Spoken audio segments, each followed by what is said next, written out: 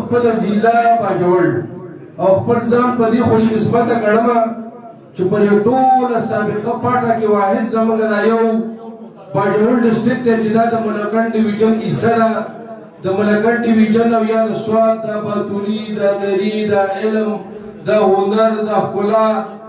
دا ستاسو ما چې ولیدل نو یقیني خبره ده چې موږ په دې باندې فخر کوو چې شکر دی چې موږ مطلب د ملکنډ ډیویژن حصه یو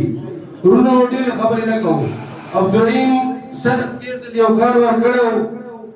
چې دا ټریډ ټول مارکېټونه به بند دي واحد باجوړ دی د خدای پاک له اجازې تاته ثابت کولی شو چې هلته مطلب دی موږ د میډیسن دوکان هم بند کړی دی مطلب دی دلته نه و او په آینده کې درته زه یو امتحاني در کوم چې که تاسو چېرته اعلان وکړو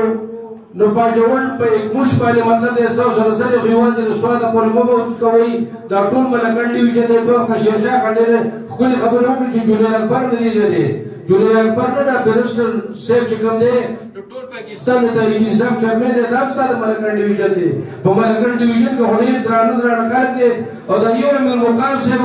او د فضل الرحمن صاحب او د ایمن ولي صاحب چې دا ځان لیونی کې قسم په خدای چا پلار دې را ټیکس چې لګولې مهرباني وکړئ دغه سیاسي مرکز ته دغه مشرانو ته کښېنئ او دې عبدالرحیم رئیس صاحب ته کښېنئ دا خو هسې روغ لیونی دی موږ د دې حکم کوو